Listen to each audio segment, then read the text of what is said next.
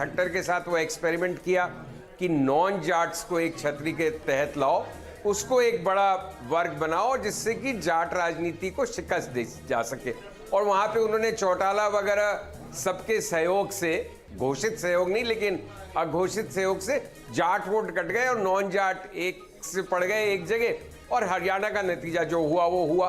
क्या उसी तरह का एक्सपेरिमेंट अनुसंधान क्या महाराष्ट्र में हो रहा है? क्या मराठा गैर मराठा, क्योंकि ये मुद्दा है कि ब्राह्मण फडणवीस कैसे महाराष्ट्र के चीफ मिनिस्टर की तरह मराठाओं को स्वीकार होंगे?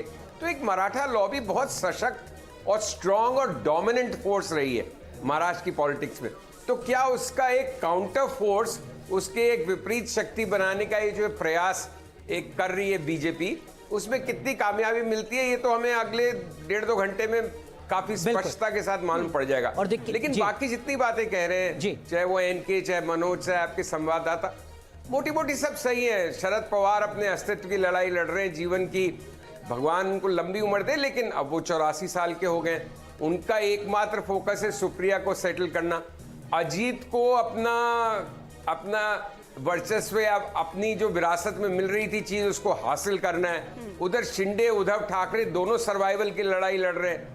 एक लेवल पे बस बीजेपी और कांग्रेस ही थोड़ा तटस्थ भाव से है कि भाई अल्टीमेटली फाइनली उन्हें बहुत ज्यादा फर्क नहीं पड़ेगा रिजल्ट से, पड़ेगा तो अवश्य, लेकिन वो अपनी जगह पे रहेंगे और चुनाव के बाद उन्हीं दोनों में मूवमेंट की संभावना नहीं है। बाकी तो सारे ये शतरंज की बिसात पे ये सब इधर उधर हो सकते हैं इलेक्शन रिजल्ट के बाद। तो बहुत ही इंटरेस्टिंग इलेक्शन है। जो संजीव सर कह रहे हैं कि देखिए देवेंद्र फडणवीस को मुख्यमंत्री के तौर पर कैसे प्रोजेक्ट किया जाए, विलास भी अभी कह रहे थे कि एकनाथ शिंदे की भी पूरी कोशिश है कि वो ज्यादा से ज्यादा सीटों पर जीतें ताकि उनका भी जो वर्चस्व है, उनका भी जो वजूद है सियासी तौर पर। लेकिन मैं मनोज सर से इस पर एक कमेंट चाहूंगी। मनोज सर, ये शिंदे और देवेंद्र फडणवीस, देखिए देवेंद्र फडणवीस ने वो मैं लौट कर आऊंगा और उधर वो दाढ़ी को लेकर न जाने क्या क्या शिंदे कहने लगे।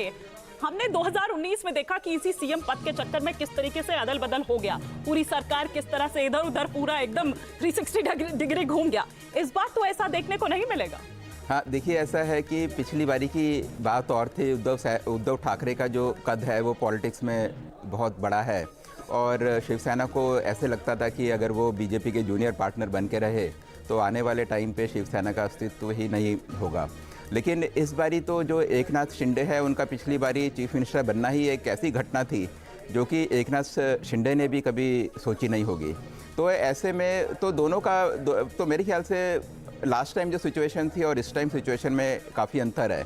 इस बारी बीजेपी ने कोई भी अपना जो है चीफ मिनिस्टर के कैंडिडेट को एज सच फेस बनाकर इलेक्शन कॉन्टेस्ट नहीं किया, भले ही मीटिंग्स में अमित शाह ने कुछ इंडिकेशन दिए हों।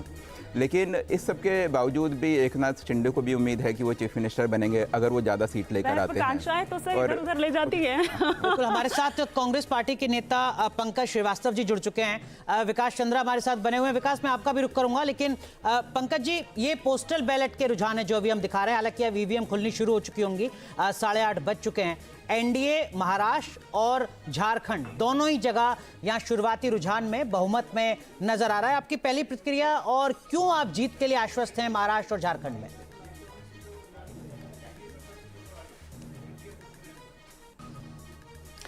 देखिए, आपने अभी खुद बताया कि भी पोस्टल बैलेट के ही रिजल्ट आ रहे हैं या जो रुझान आ रहे हैं। अभी इसके बारे में कुछ भी कहना मेरा ख्याल है किसी भी पक्ष के लिए बेहद जल्दबाजी होगी और आप भी ऐसा नहीं कहना चाहेंगे।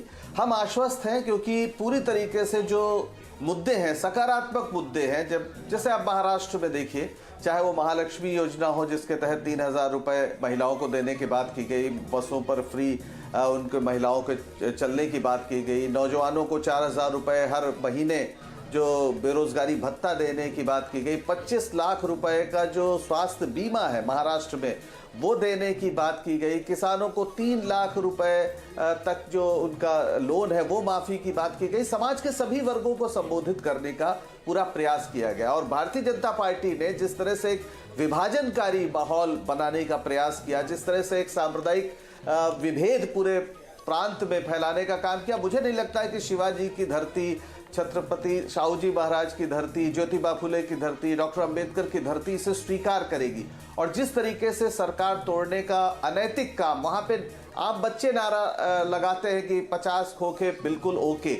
इस तरह का जो राजनीति का पतन हम देख रहे हैं, जहां खुलेआम एक एक आदमी कह रहा है कि साहब 50 करोड़ देके आप विधायक खरीद लेते हैं, तो जाहिर है 50 करोड़ रुपए आते कहां से हैं? वो हमें दिख गया अडानी के कांड में, जिस तरह से सामने आया है सब कुछ, किस तरह से इस देश में कॉरपोरेट लूट को संभव करने के लिए एक राजनीतिक दल लगा हुआ है, ताकि उसके पास इतना पैसा आ जाए कि वो पूरी तरीके से जहां चाहे, जिस तरह से चाहे, अपने संसाधनों के बल पर राजनीति का पूरा जो मेयार है उसको बदल दे। तो ये सारा देखा जा रहा है। झारखंड में भी जिस तरह से हेमंत सोरेन को बेवजह गिरफ्तार किया गया और सुप्रीम कोर्ट ने उसको स्पष्ट किया भी कि कोई जरूरत नहीं थी, और वहां पर आदिवासियों को उन्होंने तोड़ने की कोशिश की। हर जगह जहां जाते हैं ये लड़ाने की कोशिश करते हैं।